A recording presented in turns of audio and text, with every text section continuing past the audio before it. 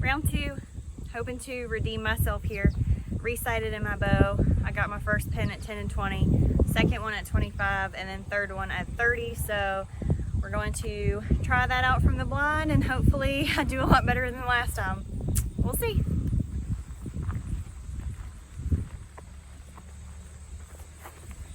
Okay, I'm already dying out here, but here is where my first target is. It's about 25 yards. I'm already sweating like crazy.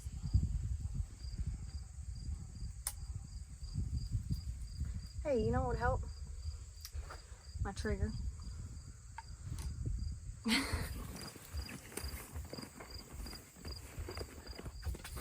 shoot. I'm wild with this thing.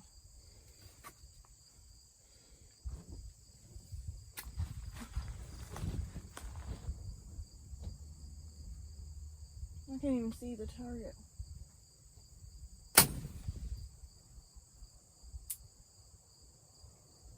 I don't think I hit it.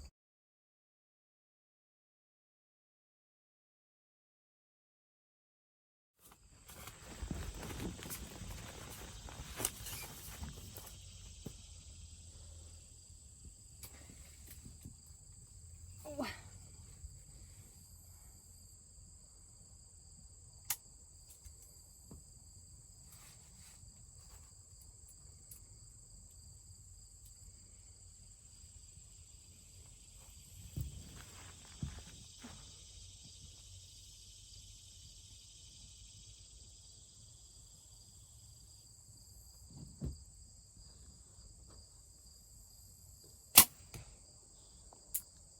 Hit it, I'm not sure where. I'm gonna rush that one again. I was moving a lot. I was trying to make it level. Okay, where is that now?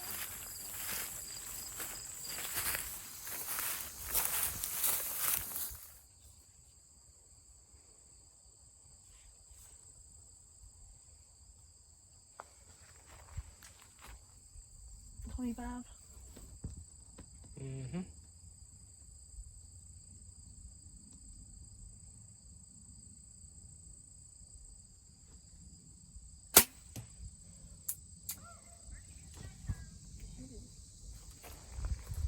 Where?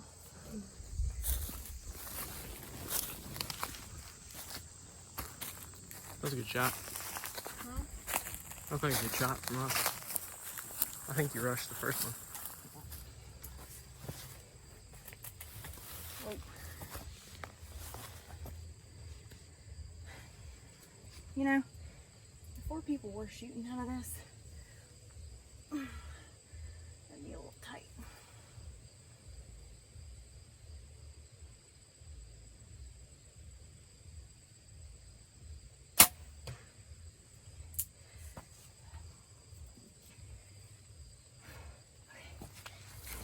So I'm not sure that I redeemed myself, but man, did I learn a lot through that process. There are a few key takeaways that I just wanted to share, even, you know, if whether you're a beginner or you've been doing this for a really long time, you know, hopefully you can take something away from my experience. But number 1, I would just say practice from the environment that you're going to be hunting from. Sometimes you may not be able to do that. However, in my case, practicing from the blind, that was a really good experience, and getting familiar with my setup, my situation, whether you're sitting down, standing up, in a tree stand, whatever the case might be, practice. Because from my backyard, I'm practicing, I'm hitting the bullseye, I'm hitting the target, I'm feeling great about it, and then I go out there, completely different environment, and you know, you saw the video.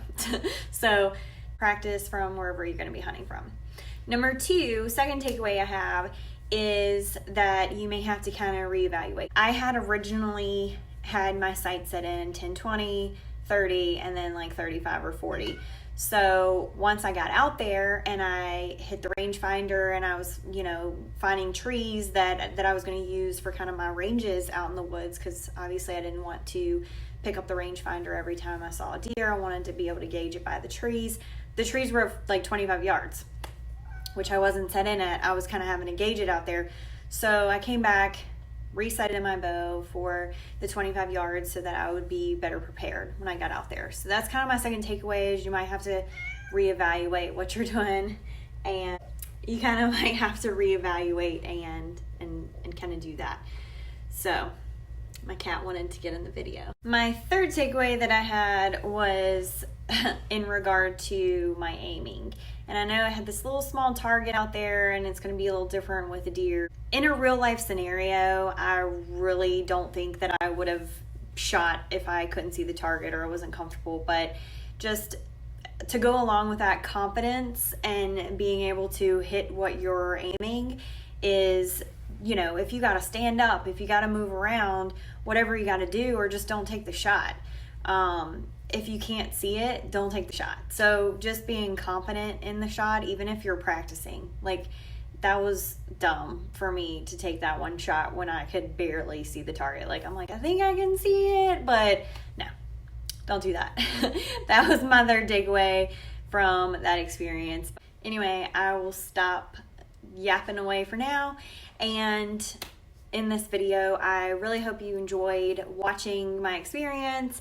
If you're not following along, please subscribe to my channel and follow along my journey. We have hunting season coming up in 2 weeks, so hopefully I will get some really good content for that and you all will enjoy it. So please follow along if you're not already, and I will see you in the next one.